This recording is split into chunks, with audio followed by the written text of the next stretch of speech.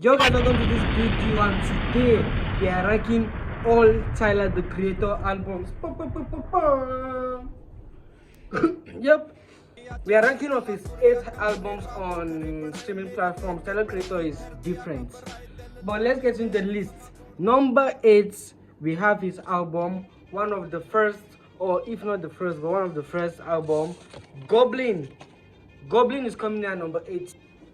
You have to first of all, Tyler the Creator don't just rap. It's kind of alternative rap, pop, funk, mixed blend of sounds. But to me, that album Goblin, maybe I'm just the one that didn't just get it, but it didn't have the replay value for me. It was kind of too abrasive. I didn't want to say that he's copying, but it was kind of like slim shady, but like, is it? They used to call his own Wolfgang or something like that. So something like that, it wasn't just my style, wasn't just my type. So I put it at number 8. At number 7, Cherry Bomb, number 7. The fusion of jazz and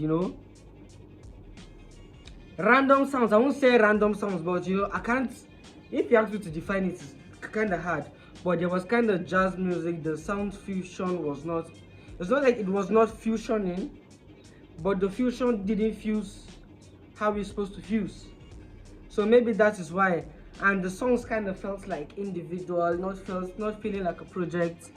And number 6 is the most recent one, Don't Tap the Glass. And the reason that Don't Tap the Glass is at number 6, it's not because it's not interesting. First of all, the sweet soul music, melody mixed with funk. Oh my god, it was fantastic. Pharrell did his thing on that album, but it was just kind of like a breather. It was too short for me, like to under 13-minute album, I think. But if it's the sound was amazing. So number 6, Don't Tap the Glass. And going into number 5, Wolf. Woohoo! And Wolf is one of the Tyler Creator albums that I really enjoyed. Like when you're trying to be raw, like when you're trying to be raw in your song, it can just come off like disrespectful or artistic. But on this album, to me, the raw style was very put together. Let me say, it was like a more understandable album than Goblin and Cherry Bomb. To me, I'm talking on a personal standpoint, and the song was more understandable, maturity of sounds. The most things I like listening from artists, like if I'm listening to a project from like old and new, I should be able to hear the maturity. And on Wolf, you can hear the maturity from the other albums.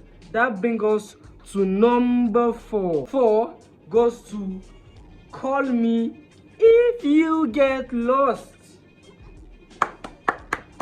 From here, it was kind of becoming hard. Because why I like this album, because it's the type of music I like. I like storytelling, and there was very high standard of storytelling. Lyricism was good. Like, I like listening to an album and know that I had a project. Like, I will know that it came out from one file. It's a single file. It's not like different files in one folder. You understand? That is how I like listening to an album. And Call Me If You Get Lost. Oh, I wasn't lost, because I got found on that album. And that brings us to number 3. Many people will be pissed with this one, but my number 3 goes to Chromakopia. The album is dope. The album is amazing. The album is great. It even won a Grammy for a reason.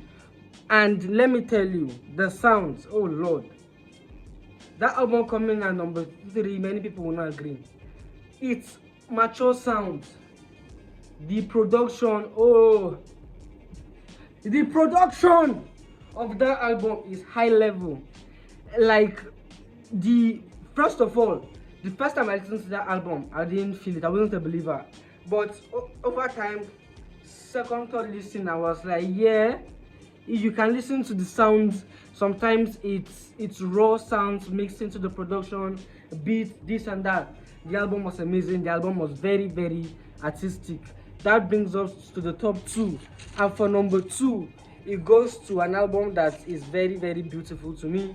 Album that I played many times, Flower Boy. Flower Boy by Tyler the Creator is a very artistic, emotional album. Like, the songs on it, and also the features on that album again, was all the features worked. features were intentional. There is nothing that was wasted on that album, and that is one thing I really like from that album. It was very artistic. The blends of sound was very intentional and very mature, and that is what brings us to number one. I feel like if this album is not number one, I will be shot in the head by Tyler the Creator fans or those alike. But number one goes to IGOR. I don't know how to pronounce this. Is it IGOR? I don't know. But IGOR, IGOR, good. What makes that album special? The mixture of pop, soul sounds, rock, everything. Also, like, one thing I've seen very consistent with Tyler the Creator is like he likes artistic melodies, and the album was very melodical to me. The album has no skips. It was somewhat emotional. The album has no skips. It was a like A to Z project that you need to listen to the whole thing to get the full experience. You can't skip one and say you've listened to the whole thing.